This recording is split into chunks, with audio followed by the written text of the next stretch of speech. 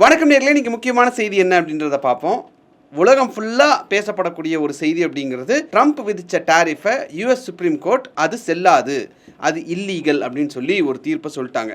அப்படி சொன்ன உடனேயும் ட்ரம்ப் ருத்ரதாண்டம் ஆடாத குறையா நீ யார் சொல்கிறது அப்படின்னு தான் கேட்கல. பட் இன்னொரு 10% டாரிஃபை ஈக்குவலாக எல்லா நாடுகள் மீதும் நான் விதிக்கிறேன் அப்படின்னு சொல்லியிருக்காரு. ட்ரம்ப் வந்து விதிச்சிருக்கக்கூடிய இந்த டாரிஃபில் யூஎஸ் சுப்ரீம் கோர்ட் சொல்லியிருக்கக்கூடிய முக்கியமான விஷயம், இவருக்கு அதுக்கான பவர்ஸ் இல்லை அப்படிங்கிறது. ஆனால் ட்ரம்ப் எந்த பவர்ஸை வச்சு மறுபடியும் இந்த டாரிஃபை வந்து விதிச்சிருக்கார் அப்படின்றத நம்ம பார்க்க வேண்டியது இருக்குது. ஸோ நான் முன்னாடியே சொன்ன மாதிரி ட்ரம்ப் அனௌன்ஸ் பண்ண அந்த டாரிஃப் வந்து இல்லீகல், அது செல்லாது அப்படின்னு சொல்லி யூஎஸ் சுப்ரீம் கோர்ட் சொல்லிட்டாங்க. அதுக்கப்புறம் ட்ரம்ப் என்ன பண்ணிட்டாரு, இன்னொரு 10% டாரிஃபை நான் எல்லா நாடுகள் மீதும் விதிக்கிறேன் அப்படின்னு சொல்லி உடனே அவரும் ஒரு அறிவிப்பை வெளியிடுறார்.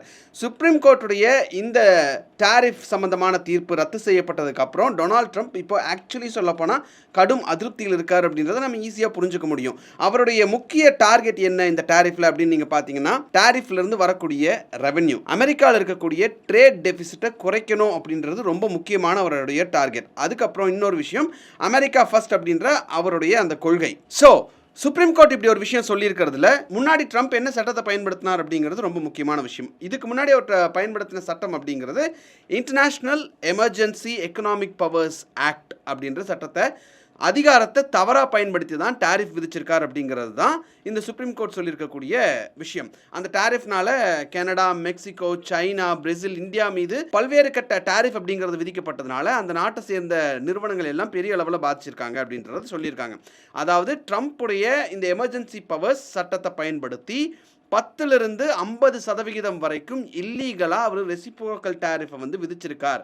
இது சட்டப்பூர்வமானது அல்ல அப்படிங்கிறது தான் கோர்ட் சொல்லியிருக்கக்கூடிய அந்த ஜட்மெண்ட்ல இருக்கக்கூடிய முக்கியமான விஷயம். அமெரிக்க ஜனாதிபதி தனியாக அவர்னால டாரிஃப் விதிக்க முடியுமா, இல்லை அதுக்கு வந்து காங்கிரஸோட அனுமதி வேணுமா அப்படிங்கிறது தான் இதில் இருக்கக்கூடிய முக்கியமான கேள்வி. அமெரிக்க அரசியலமைப்பு ஆர்டிகிள் 1 அதுபடி நீங்க பார்த்தீங்க அப்படின்னா, வரி மற்றும் டியூட்டிஸ் விதிக்கக்கூடிய அதிகாரம், வெளிநாட்டு வர்த்தகத்தை கட்டுப்படுத்தக்கூடிய அதிகாரம் அப்படிங்கிறது எல்லாமே காங்கிரஸ் கிட்ட மட்டும்தான் இருக்கு. ஆனா கடந்த சில வருடங்களா நீங்க பாத்தீங்கன்னா, கடந்த ஒரு சில 10 ஆண்டுகளா நீங்க பாத்தீங்க அப்படின்னா, காங்கிரஸ் வந்து சில வர்த்தக அதிகாரங்களை ஜனாதிபதிகளுக்கும் கொடுக்குறாங்க. அவங்களும் அதுக்கான அதிகாரத்தை அவங்க வந்து இதை இம்ப்ளிமெண்ட் பண்ணலாம் அப்படின்ற மாதிரியான அதிகாரங்களை கொடுக்குறாங்க. அந்த சட்டம் என்ன அப்படின்னா, செக்ஷன் 232, அதாவது நேஷனல் செக்யூரிட்டி காரணமா அதிபர் வந்து ஒரு சட்டத்தை கொண்டு வரலாம்.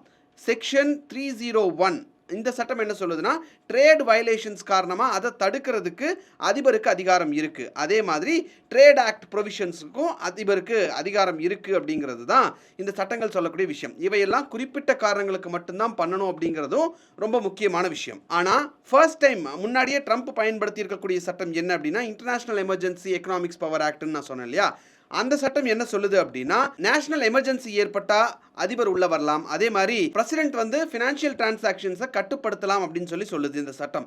பொதுவாக சாங்ஷன்ஸ் தான் இதை வந்து பேசிக்காக பயன்படுத்துவாங்க அப்படிங்கிறது ரொம்ப முக்கியமான விஷயம். ஆனால் ட்ரம்ப் இந்த சட்டத்தை கொண்டு வரும்போது, இந்த டாரிஃப் மாதிரியான விஷயங்களை அனௌன்ஸ் பண்ணும்போது, அவர் தொடர்ந்து டாரிஃப்ன்ற வேர்டை அவர் யூஸ் பண்ணிட்டு இருக்காரு. அந்த சட்டத்திலேயே கிடையாது, இன்டர்நேஷனல் எமர்ஜென்சி எக்கனாமிக்ஸ் பவர் ஆக்டில் டாரிஃப்ன்ற வார்த்தையே கிடையாது. ஆனால் ட்ரம்ப் தொடர்ந்து இதுதான் சொல்லிட்டு இருக்காரு அப்படிங்கிறதுனால இந்த சட்டத்தில் அவர் வந்து டாரிஃப் விதிக்க முடியாது அப்படிங்கிறது முன்வைக்கப்பட்ட வாதங்களில் ஒன்று.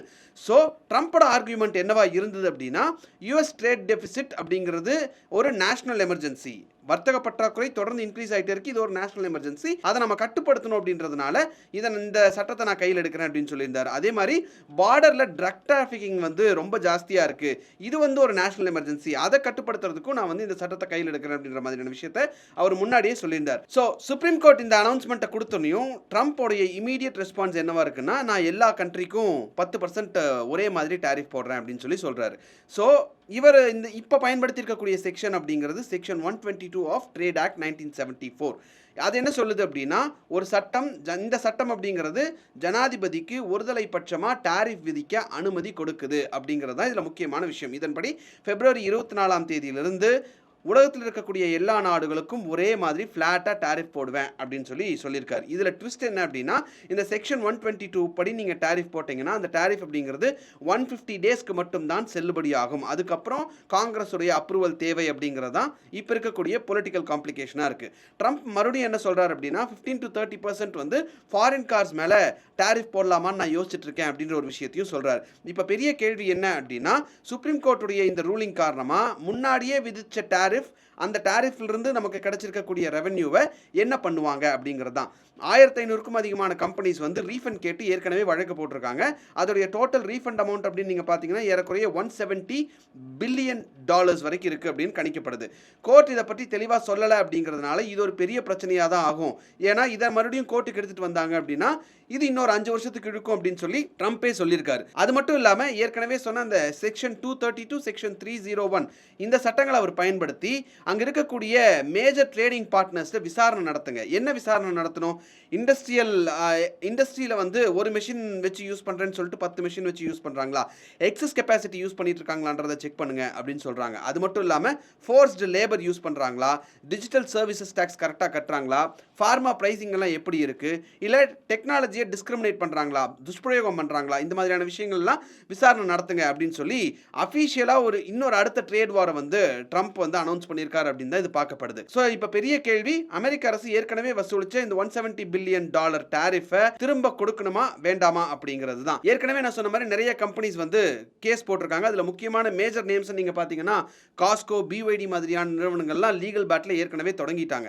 ஸோ லோயர் கோர்ட் தான் இதை பேசிக்காக ஃபர்ஸ்ட் முடிவு பண்ணணும். அதுக்கப்புறம் ரீஃபண்ட் என்டைட்டில்மெண்ட் இருக்கா அப்படிங்கிறத அந்த லோயர் கோர்ட் முடிவு பண்ணுவாங்க.